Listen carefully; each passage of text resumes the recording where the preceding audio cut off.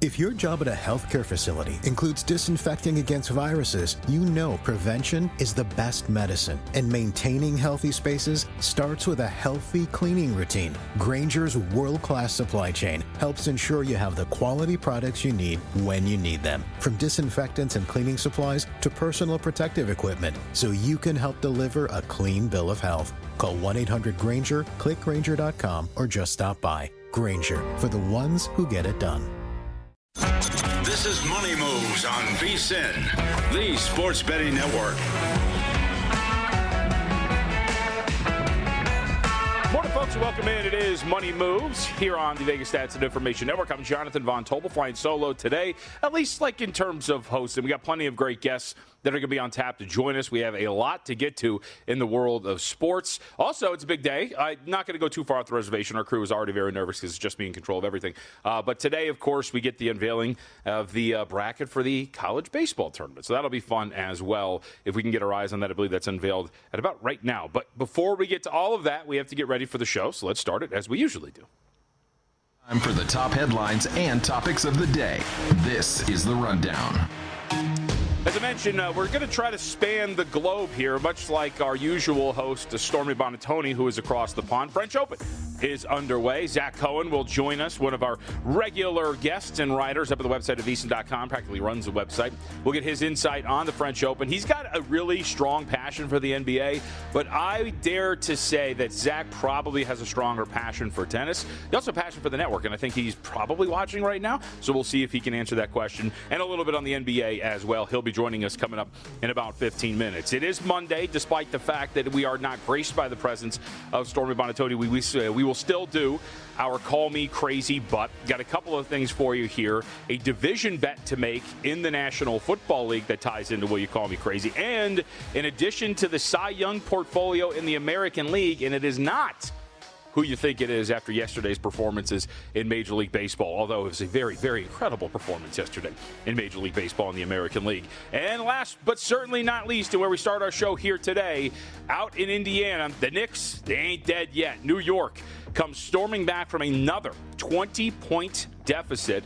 This one a little bit earlier in the contest, but still coming back once more and getting a win, 106-100 over the Indiana Pacers. Knicks closes about 1.5-point favorites winning that game. 1.5-point underdogs winning that game outright. Game goes under the total for the second straight time in this series. You know, I texted Zach Cohen, who's going to join us coming up here in about 10 minutes, yesterday, as well as Kelly Bedlin. I did not get a response, so I think it speaks to how our group chat dynamic works, which was just, you know, sometimes it helps to have Karl Anthony Towns on your team, and I think that's ultimately where you end up. Karl Anthony Towns scores 20 points in the fourth quarter. He is the second Knick, how about this, ever to record 20-plus points in the fourth quarter of the playoffs in the play-by-play era. The other, Jalen Brunson in Game 1 of the Eastern Conference semifinals against Indiana last year. So when that series went down against Indiana, you had one of those performances from Brunson last night. It was all about Karl Anthony Towns. But the real story, I think, outside of just having a dominant player like Karl Anthony Towns, who's really doing all of it. He was hitting from three. He was driving to the basket. He was cutting to the hoop on some pick and rolls and just some actions in general, and finishing within 4 feet of the basket. Also played some pretty good defense, and I thought that was really part of this. The real story overall, the Knicks defense, which we'll get to, combined with the Pacers offense completely disappearing. Offensive rating of 105.3 for the Indiana Pacers for the game. They averaged 0.875 points per possession in the half court. That's abysmal. 0.8 points per possession in the fourth quarter. This was a offense that through the first 2 rounds and 2 games of this series had been unstoppable, and yet it completely dried up at home in the later portions of that game last night. Let's hear from Rick Carlisle after the game, because that was the big talking point. What happened to your offense in the second half? Well, they had a lot of their better defenders in the game in the second half, and that makes it harder. And so, you know, you've got to grind defensively to get rebounds, and there's a different element of grinding when you're going against their better guys. And so we're going to have to do better in a lot of those situations. And, you know, there were times we got good shots and just simply didn't hit them. You know, it's an interesting thing that you hear there from Carlisle, which is they had a lot of their better defenders on the floor during that stretch. You know who wasn't on the floor during that stretch was Jalen Brunson.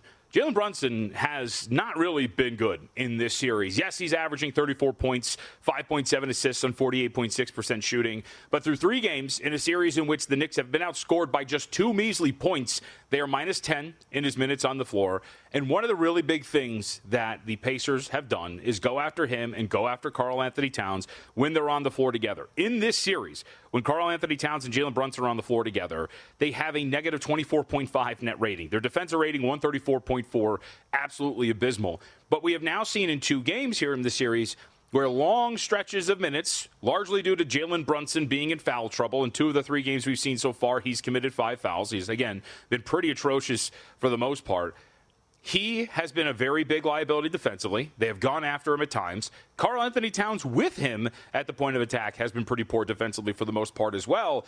And it seemed that Tom Thibodeau decided, or maybe stumbled into, a little bit of a secret of staggering these guys out a little bit more, putting Brunson on the floor without Karl-Anthony Towns, putting Towns on the floor without Jalen Brunson, and putting a bunch of defenders together that ultimately could guard a little bit better. I think that that's going to be a very interesting aspect. You're not benching Karl-Anthony Towns. You're not benching Jalen Brunson. They're still going to play multiple minutes together.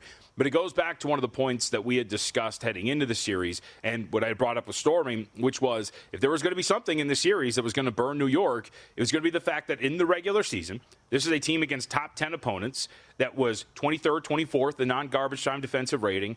That was really abysmal when it came to the way that they had played on that end of the floor against some of the best opponents. And I think that was really what you kind of saw, what you've seen throughout this series, throughout the first 3 games. So that, I think, is a little bit of an issue for New York. But they still get the win. They still cut the series deficit in half. It is now 2-1, which is still pretty manageable here.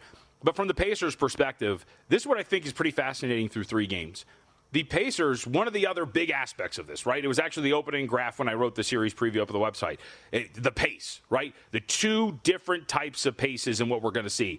Indiana, because of their namesake, of course, they like to run. They like to get up and down the floor. They have largely controlled tempo in this postseason against their opponents. The Knicks, they're a slow team. They're a grindy team.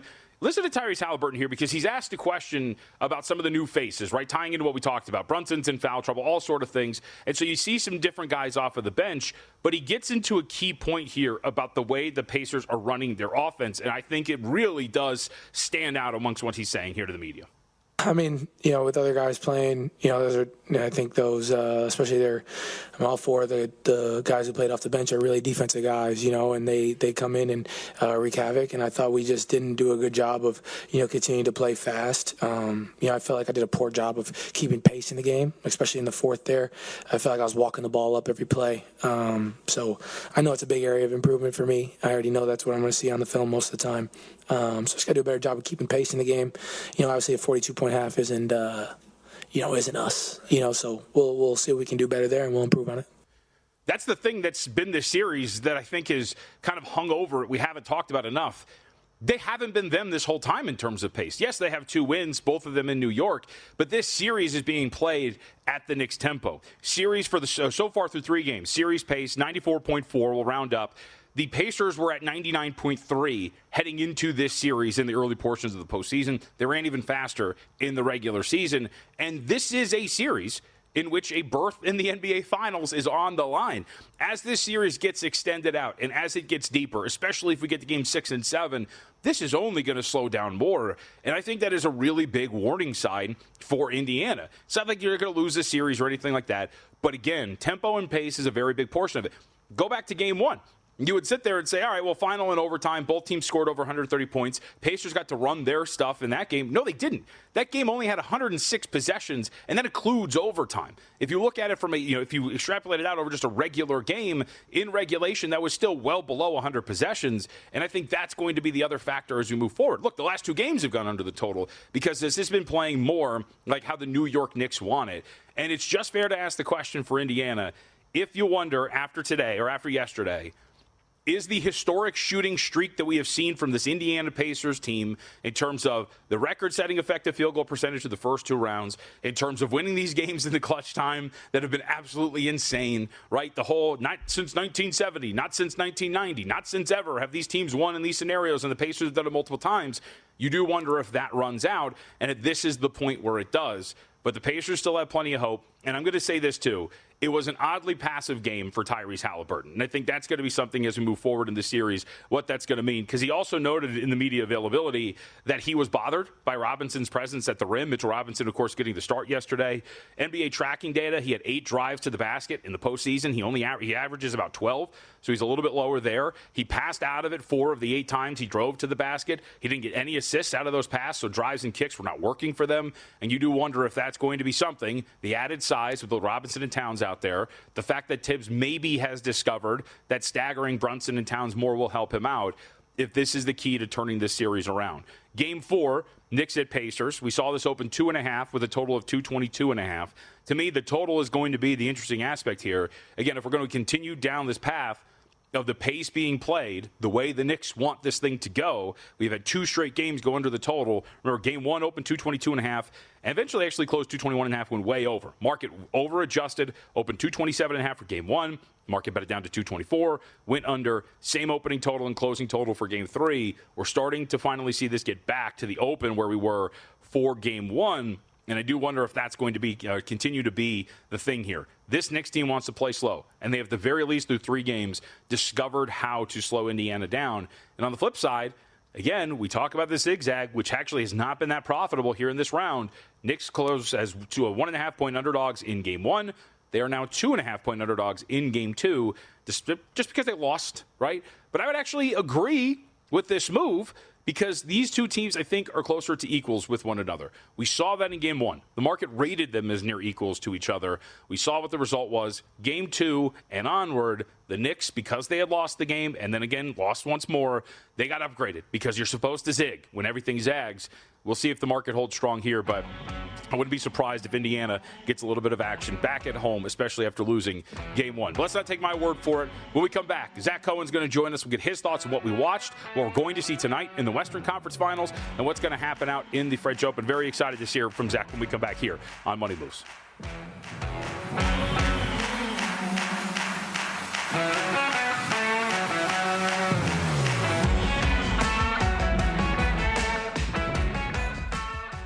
If your job at a healthcare facility includes disinfecting against viruses, you know prevention is the best medicine. And maintaining healthy spaces starts with a healthy cleaning routine. Grainger's world-class supply chain helps ensure you have the quality products you need when you need them. From disinfectants and cleaning supplies to personal protective equipment, so you can help deliver a clean bill of health. Call 1-800-GRAINGER, click Grainger.com, or just stop by. Grainger, for the ones who get it done.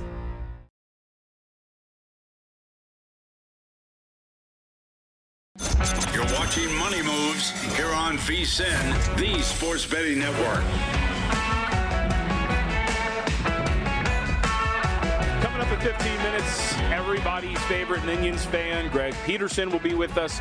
Maybe we get to the bottom of my disdain for the Texas Roadhouse with Greg Peterson. That could be something that potentially is there. But first, we head out to the Progressive Guest line, and we welcome in Zach Cohen. Follow him on Twitter, @BettingOnX. A lot of great work up on the site, as usual, from Zach, but the French Open, obviously underway. We are into our second day. All right, first general question for you, Zach.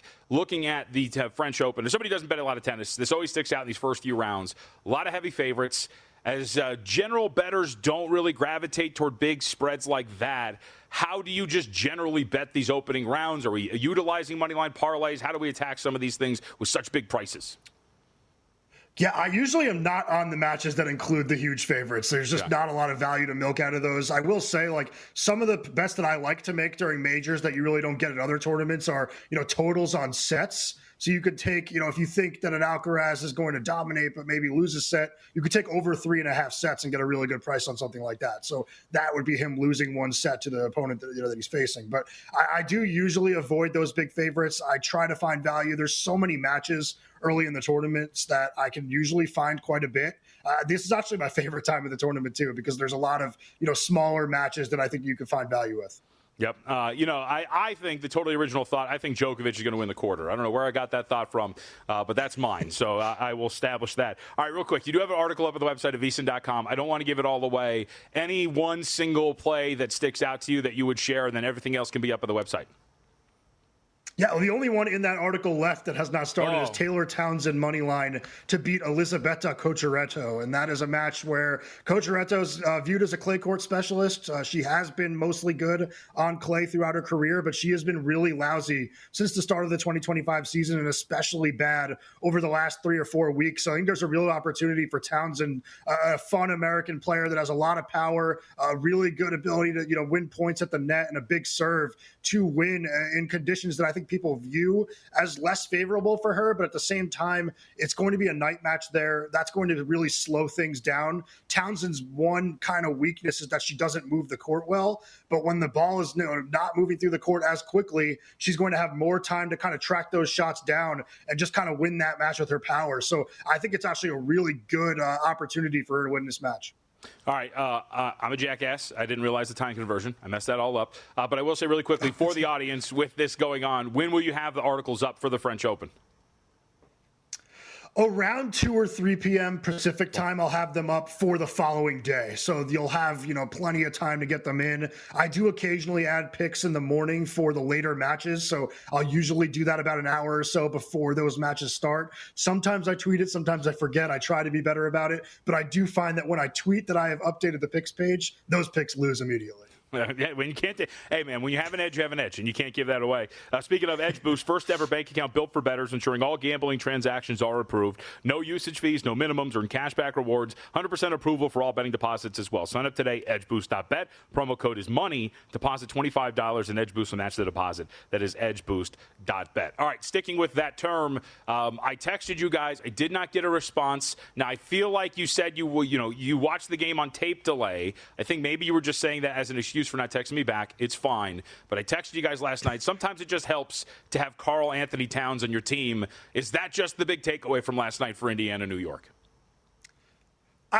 I think the context that you gave was a little bit weirder, saying that sometimes having the best player in the series is, I do think that was the difference, though. I mean, Towns' shot making in quarters 3 and 4 was just out of this world, and that is ultimately what dragged the Knicks back into that game. And it did feel like a game that Indiana had won. It felt a lot like game 1. It did, the flurry didn't happen as late as it did in that game 1 game, and it wasn't, Nesmith scoring 20 points in the final 2 minutes, but it was Towns kind of single-handedly putting the Knicks on his back and erasing a 20-point deficit. So it really was similar to me. But I will say, I did not trust the Pacers in that game 3 spot. It's a team that has weirdly struggled in game 3s throughout these playoffs, and a coach that, for as good as he is, Rick Carlisle, has been really bad in game 3s throughout his career. So I think that, that was a kind of desperation thing at play there, where the Knicks knew that their season was on the line there. If they went down 0-3, they had no chance of coming back.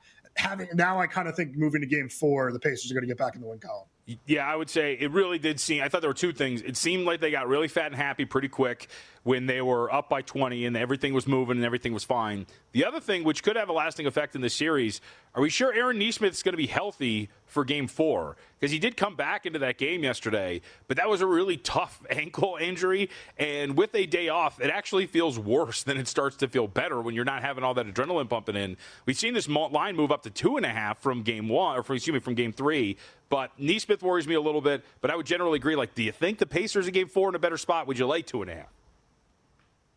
Actually, was it the same ankle that he had surgically repaired? Because that could be a problem for them if it was. But I do like the Pacers in Game 4. I thought that Halliburton played a really weird and passive game in Game 3, and I do think that the Knicks got good minutes out of their bench, which is something that I really don't anticipate happening moving forward. I do think that's genuinely a really bad bench. I know that people get on Tibbs for not playing those guys during the regular season, but how can you when they're not that reliable? So I think that they're going to get, just a worse performance out of those guys in Game 4. And I think Indiana is going to come with a better just mindset. We've seen this pace really slow down in favor of New York. The last 2 games have gone under the total. Is that a sign of things to come in this series as well? Because this total now, we got as high as 227.5 at one point in this series. Now we're back down to the closing number for Game 1, 221.5. Yeah, I do think that the Knicks are winning out in that battle of the pace, and I think that that was their goal heading into this series is try to slow it down, try to win on the defensive end. But I will say, I said it to you off the show, like I don't think that battle is doing them many favors because I think that this Indiana team is better defensively than they're given credit for, and I think that the Pacers, when slowed down into the half court, they have more time to kind of pick out Jalen Brunson and Karl Anthony Towns and attack them. We've seen now Brunson get in foul trouble pretty much every game in this series. Towns more of the same. So I think that when you do slow it down and try to make them play a half-court game, that's when they can kind of be more cerebral in the way that they're attacking you. Yeah, Jalen Brunson, Karl Anthony Towns on the floor together, a negative 24.5 net rating and a defensive rating of 134.4 in this series. So it has not gone well. And that's just this series. A larger sample size. We've kind of seen little things here and there throughout the regular season. All right, let's transition to tonight. Variance is funny, right? Sometimes you just get the minor correction back to the mean. Other times you get to pour it on and shoot 51% from three and absolutely annihilate your opponent. That's exactly what happened to Minnesota in Game 3. So where does this pendulum land here tonight for Game 4? You and I were texting about this in the Harvard Handicappers group chat, rest in peace. Like, you're waiting for those shots to drop. They should have dropped. Does that mean they cool down here today? How do you handle what was a massive performance from beyond the arc for Minnesota in Game 3? Yeah, I feel almost like a terrible person to ask about this because I had the Timberwolves in both Games 1 and Game 2, and I've been stubborn in thinking that this Minnesota team can hang with Oklahoma City. So I don't really see any reason to go away from it here. I'm on the Timberwolves plus 3.5. I didn't go as big on Game 4 as I did on Game 3. I just thought, the desperation of that Game 3 spot and kind of being a game that the Thunder probably felt they could afford to lose definitely played into Minnesota's hands a little bit. But I will say it wasn't just the three-point shooting in Game 3. They also shot a lot better from 2. They only turned the ball over 10 times. And I think that is something to keep an eye on when we see Minnesota play at home the rest of this series. The OKC team that is so good at forcing you to turn the ball over, that goes down a little bit when they are on the road, when the crowd is not in their favor, really getting in the minds of the opposing players. And I do think that the way that Shai Gilgeous-Alexander is officiated is going to make a big difference in this game. And I do think that he gets a friendlier whistle at home. I think we've seen all throughout the playoffs too. OKC's role players have just not been reliable when going on the road. This is a team that I believe has a plus 24 net rating at home throughout the postseason, minus 8 or so right around there when playing on the road. I did mention it at VSiN.com, like some blowouts definitely played their way into those numbers, but they are pretty just jarring when looking at them, just how bad they are when playing away from home. Yeah, real quick note on that. The specifics, 7-1 straight up, 6-2 ATS with a plus 25 net rating at home in this postseason. 3-3 straight up, 0-6 ATS away from home with a negative 7.6 net rating. So they have not been good away from home. And then a quick note, an oddity that was pointed out by ESPN, teams that have lost by 40 points in the playoffs have never won a title. So who knows if that's going to actually stand true here at this one. All right, real quick, last minute with you. Any player prop angles for tonight in the Western Conference Finals? Yeah, I love Naz Reid to go over 1.5 made threes again. It's minus 140 after being minus 145 in Game 3. He knocked down 2 threes on 3 attempts in that game. I think that he probably would have knocked down 3 or 4 if it wasn't a blowout because he just kind of looked more confident shooting at home, which wasn't surprising considering his regular season splits. He shot 42% from 3 at home during the regular season, about 34% on the road. He was really struggling heading into that game. I think he was 0 for 12 in the series. Just really was not looking confident from 3 in Oklahoma City. Heading back to the Target Center, I felt better about him. Now that he has made 2, seen them go through the hole, I think he's going to shoot even better in Game 4. All right, Zach, we appreciate it. Thanks a lot. And again, about 2 p.m. Pacific time for the French Open articles, correct? Yeah, 2 or 3. My wife's dragging me out of the house to do some things today. All right. It's always good to get out of that. Touch a little grass, buddy. All right. Thanks, man. Appreciate it. Thank you.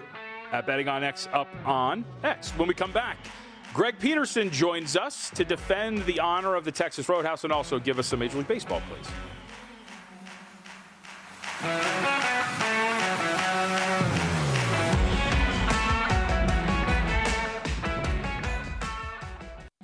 You're watching Money Moves here on VSiN, the Sports Betting Network.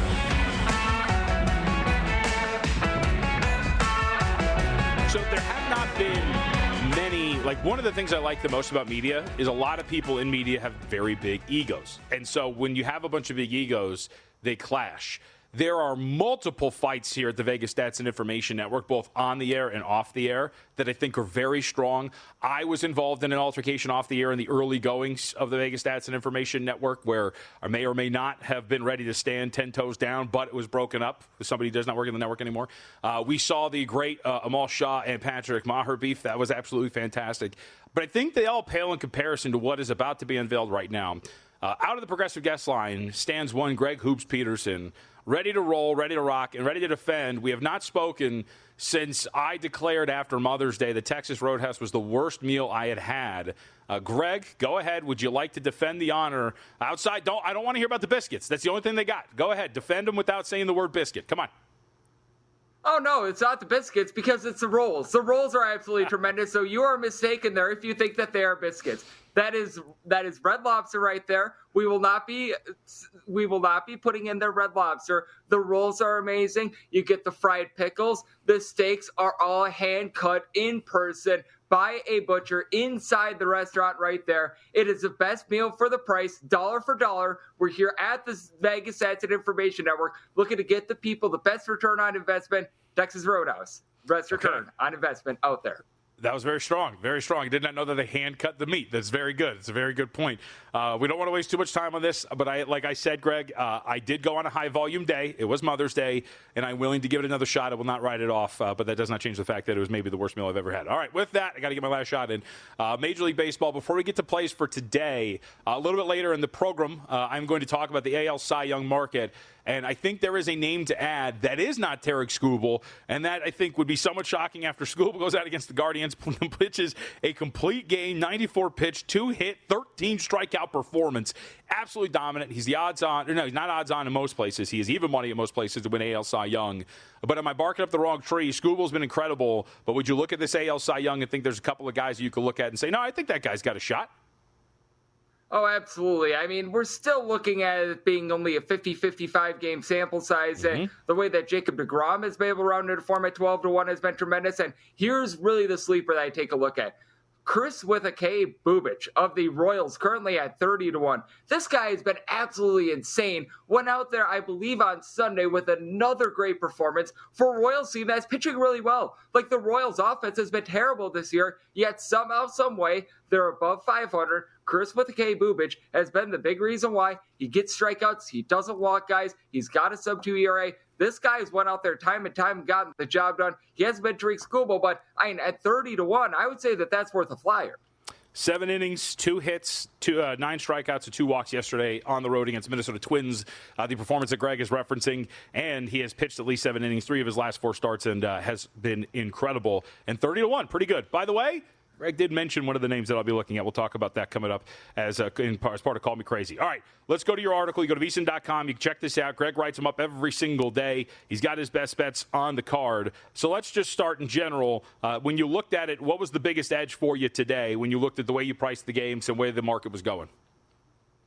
Why in the world are the Baltimore Orioles and the St. Louis Cardinals darn near a pick'em? Now, in a lot of places, the Cardinals have flipped to being a very slight favorite. And great word is due. The Orioles were able to win 2 games over the weekend over the Boston Red Sox, but this team has been absolutely terrible. Charlie Morton has been a human pinata this year. He's got north of a 70 ERA. He's given up 2 home runs per 9 innings, north of 5 walks per 9 innings. Going against Eric Fedde, who last year had his home and road splits, but he's been quite a bit better on the road this year. St. Louis, I recognize, not necessarily a high home run team or anything like that, but a lot of guys like Brendan Donovan, Lars Nootbaar and company that do a nice job move a lineup for Baltimore. It's not even like the lineup's been great. They've been outside the top 10 in terms outside the top 20 in terms of runs per game. They've had their struggles in the bullpen. The Cardinals rounding into form with regards to bullpen. Now Cardinals, a little bit of a different team away from home, but being able to get them right around minus 110 or so, sign me up for the Cardinals money line.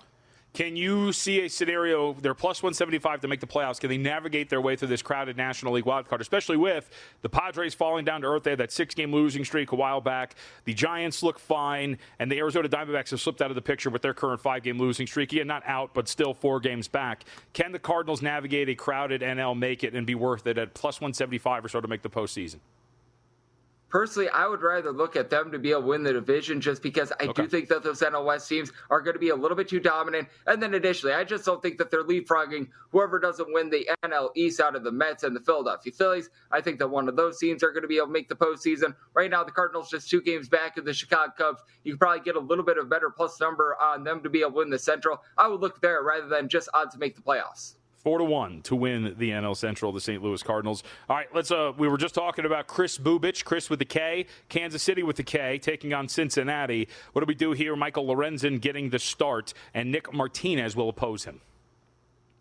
I went with the Royals here. They have just been so good with their overall pitching. And right now, this is down to about minus 110, even in some places where you sit at circa minus 108. For Lorenzen, has he been like the most dominant pitcher in the world? No, but all you need is like 5 solid innings where he gives up 2 runs, and then that bullpen can go to work. Lucas Hurkacz, Carlos Estevez has been one of the best 1-2 punches in all of baseball. You've been able to have guys like Steven Cruz come on strong. And for the Reds, their road numbers, I feel like, are very much warped because you may recall there was a game a few weeks ago where they scored 24 runs on the Orioles, banged around Charlie Morton in that one. If you take that game out of the fold, they've been a relatively average offense, and they really had to utilize a lot of bullpen pieces. Yesterday, they played the game against the Chicago Cubs. Thing was harebrained, thing was crazy. So I do think that with the Royals, being able to get them right around about a minus 110 in this ordeal, their money line has quite a bit of value. All right, let's go to another interesting series in that the Chicago White Sox got a series winner over the Texas Rangers this last weekend. Now they go to take on the New York Mets. We saw Alonso wake up. They take their series from the Dodgers. How do you handicap this matchup here today? Clay Holmes has been pitching really, really well for New York. Yes, and Adrian Hauser has a lot of familiarity with the Mets because he was on the New York Mets at this time 12 to 24 months ago. I think that he's going to be able to go out there, give a relatively solid performance, and White Sox just aren't hitting in general. Even if Adrian Hauser can't duplicate what he did at his first start where he went 6 shutout innings, it's a case where the White Sox are contributing about 2.8, 2.9 runs per game away from him, getting a little bit healthier with Andrew Benintendi, Mike Tauchman coming off the injury list, but they just have not been able to generate a lot of offense. And something that I like to look at as well, these teams coming off of Sunday Night Baseball, having to play on Monday, typically they just put a lot into that game.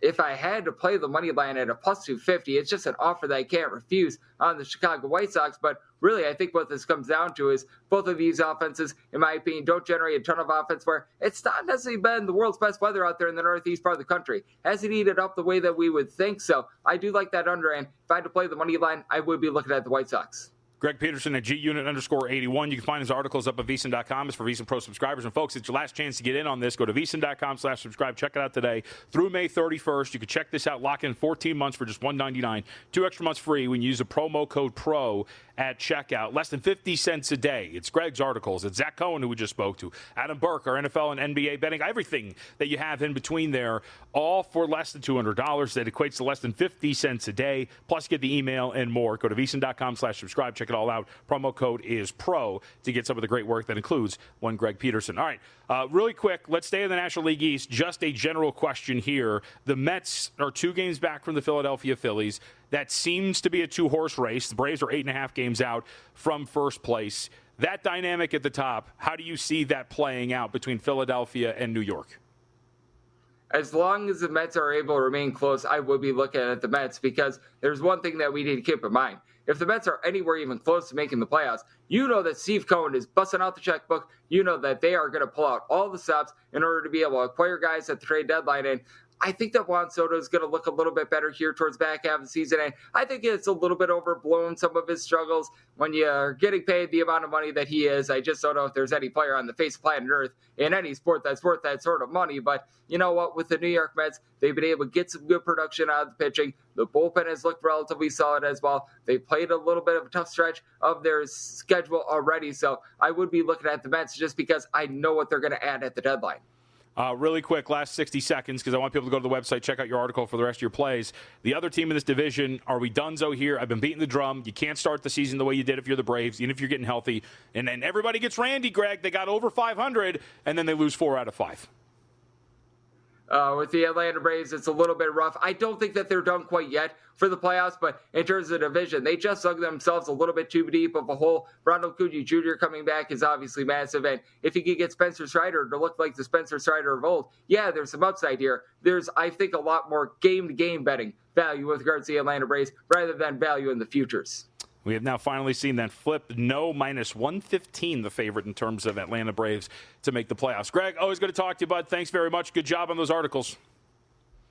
Absolutely, and thank you for considering Texas Roadhouse for another opportunity. Of course, I'm a fair person. When presented with more information, I will change my opinion. I think that is a very smart thing to do, so I will give it one more crack. I understand I didn't put it in the best position, so I will go and give that one more shot. Come on. All right, when we come back, call me crazy, but we'll talk about that American League Cy Young and 2 NFL points, an alternate win total yet again, and a division play to make. That's when we return here on Money Moves.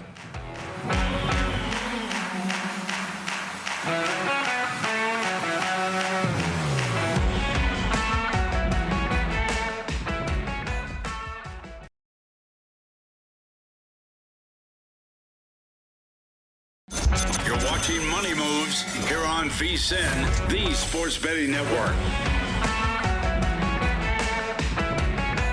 Put on your tinfoil hats. I feel like I'm taking crazy pills. The whole world gone crazy. For Call Me Crazy, but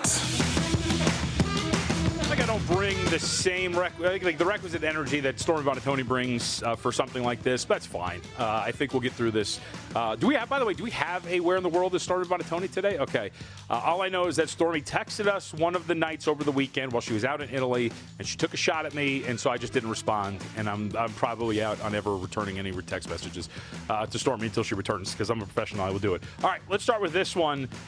We have this clip. Let's fire this and get this ready if we can. I will bloviate for a moment. Aaron Rodgers. All right, we still don't have an official date. We still don't have whether or not he's going to sign. During the break, Brian Ortega was complaining about children. Well, this is the theme. Listen to this stupid child ask a question to Aaron Rodgers and listen to the answer. Will Aaron Rodgers ever go to the Bears? Oh, boy. And security, can we get her out of here? I need some security. Security, get her out of here. Take it easy on her on this one. No, but I believe there's a team that might play in Chicago this year. Let's go! A road trip. I don't know. I'm not sure. Gotta check it out. Are you speaking in code?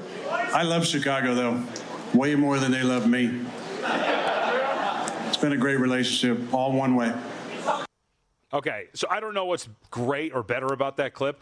The fact that the crowd did not get his reference at all or get his joke. Folks, the Pittsburgh Steelers play the Chicago Bears in Week 12. He's referencing the Pittsburgh Steelers.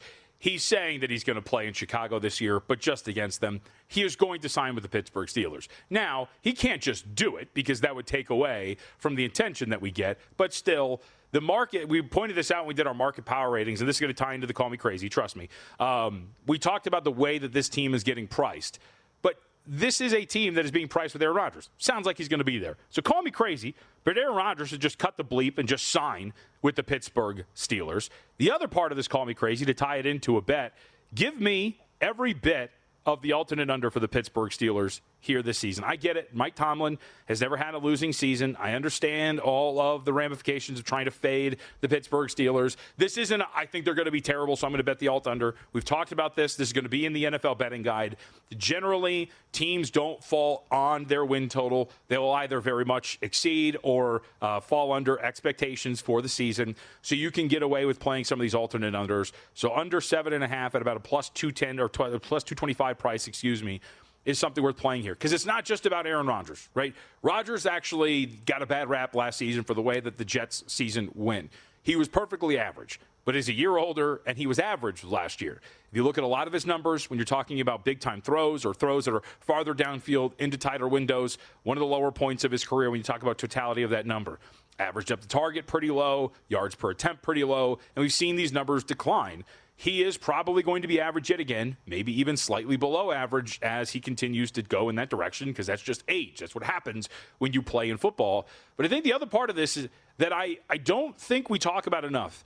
There is this thing that the Steelers are assumed to be a great defense, and they're a fine defense, especially up front. But if you look at the granular numbers for their pass defense last year, they were an average to below average group, and that didn't get that much better in the offseason. Yes, they're going to be healthier up front, but I don't trust them on the back end with their defense against a very tough schedule, especially when you're talking about the offenses you're going to face. I think there is a reality now. We finally see this. Wouldn't it be ironic that you get your best quarterback since Ben Roethlisberger and Mike Tomlin finally goes under in terms of under 500? But I think that's going to be the case here. So call me crazy. Aaron Rodgers just signed with the Pittsburgh Steelers to get it over with. And also, call me crazy, but alternate under 7.5 for the Pittsburgh Steelers. I think the way to go here. All right, second up, let's stay in the National Football League. As you can tell, I was kind of doing some NFL stuff over the weekend, looking at everything, starting to get ready for the season, which is going to be around the corner. Call me crazy, but give me Jacksonville at 3-1 to win the AFC South. The Texans, I don't think, had a very good offseason. If you look at some of the numbers for the Houston Texans last season, specifically when it came to C.J. Stroud and the protection he was given, it was absolutely abysmal. He was the most pressured quarterback in the National Football League by total dropbacks, right? His offensive line was awful. How the Texans respond is by shipping off Larry Tunsil and, of course, just throwing bodies at the problem that you don't know are going to be great. Now, Bobby Slowick's out. You have a new offensive coordinator, so maybe a change in scheme is going to turn things around for you. And C.J. Stroud, I think, deserves a ton of credit for playing as well as you can when you're talking about playing under pressure. But still, last year, over 270 dropbacks considered under pressure. He threw 5 touchdowns and 3 interceptions, committed a turnover-worthy play rate of 3.1%, all pretty high here. I don't think that's getting much better heading into this season. I think that they are being overvalued in terms of where they're at in the division. And look, the division stinks, but part of that is Houston. I think the other part of this is the wide receiver core. Well, on paper, it looks better. You're also trusting that 2 rookies are going to play a very big role here for C.J. Stroud. I think they're going to be great on defense. I think Stroud is still very good, but I think that offensive line, and we have seen bad offensive lines upend worse or better teams before, and I think that's going to be the case. I think Jacksonville's got the most upside here. You've still got Lawrence. You've got a good skill position set. I'm not asking the Jacksonville Jaguars to win 10 or more games. I just think their odds of winning the division are higher than what is given out there. And by the way, we're seeing plus 260 there. You can find them at 3-1, MGM at 3-1, other spots at 3-1 as well. So again, as we always say, shop around. But I thought 3-1 was a price worth investing in here for Jacksonville to win the AFC South. I don't want to go Indianapolis. I think there is some upside there, but that's if Anthony Richardson hits. And the times in which that actually happens, I think, are very few and far between. So if you look at the way this division is priced, I think there is the most value in asking Jacksonville, with a new front office, with a new head coach, with a new forward way of thinking when it comes to their offense, that they have the best opportunity to potentially win the AFC South and are priced accordingly. All right, one more here. This one's in Major League Baseball. We mentioned it over the weekend. Tarek Skubal was incredible, right? He goes complete game against the Cleveland Guardians over the weekend. Absolutely brilliant. His best start, think about that, the best start of his career is what we just watched transpire in the 5-0 win for the Tigers. 13 strikeouts, 94 pitches was absolutely crazy. Or call me crazy, but give me Jacob deGrom to win the American League Cy Young. 12-1.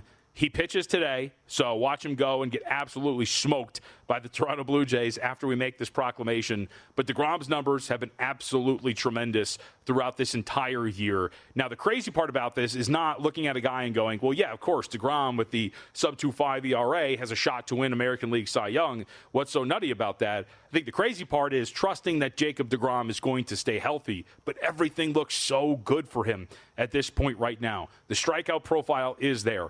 81st percentile or higher in terms of K rate, whiff rate, chase rate. He's getting guys. He is challenging them. He looks every bit as dominant there. Some of the hard contact numbers are still there, but this guy outside of that has been absolutely brilliant. And I think that he is going to have a very good opportunity, should he stay healthy, to take this away from Tarek Skubal. And I do wonder if we start to do this, as you see now Skubal after yesterday, the odds-on favorite to win this award. And by the way, this would be my second foray into the American League Cy Young because I do have Hunter Brown, and Brown got knocked around in his last start against the Tampa Bay Rays, who have all of a sudden gotten a little hot here. But if you look at DeGrom and the underlying numbers, there really isn't any sign that this thing is going to start to slow down here. And I think DeGrom's going to be pretty live. So 12-1 to win the American League Cy Young. Adding that in with the Hunter Brown ticket I got from the preseason as well. So we'll see if we can try to go against Tarek Skubal. And a shout out as well to Greg Peterson, because the good call here as well was Chris Bubich. That has been absolutely brilliant so far in this season. Bubich right now in the range of about 30-1 really nothing sticks out about the profile for Bubic that would really freak you out. And in fact, you look at the strikeout numbers again, he's been absolutely brilliant. The contact numbers are really what stick out. He's been great there. 76th percentile in hard hit rate allowed, 72nd percentile in barrel rate allowed, average exit velocity, one of the best you're going to see in Major League Baseball. Bubic has been brilliant. And again, when you look at those metrics and for the underlying numbers and you're trying to see, hey, is there a sign that this guy's going to fall off? Is there a sign that this dude has been getting away with it?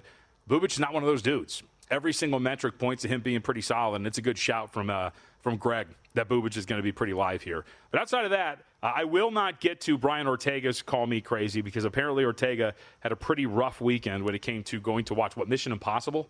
Is that the 8th movie? Yeah. I'll just say, as a father, it's tough to get out, and so sometimes parents have to do things. I would never bring my child to a movie.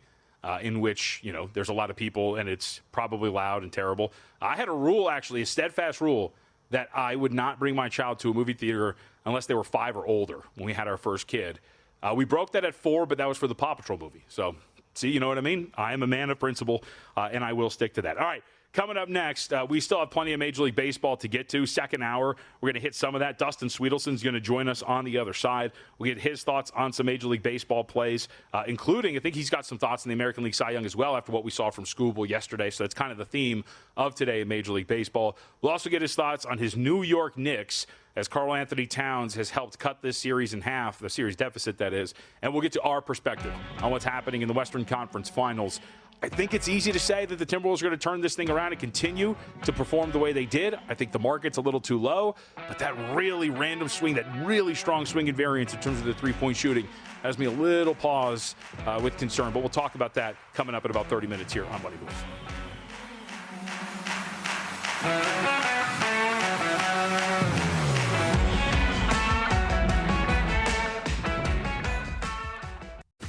If you work in quality control at a candy factory, you know strict safety regulations come with the job. It's why you partner with Grainger. Grainger helps you find the high quality and compliant products your business needs to inspect, detect, and help correct issues. And the sweetest part is, everyone gets a product that's as safe to eat as it is delicious. Call 1-800-GRAINGER, click Grainger.com, or just stop by. Grainger, for the ones who get it done.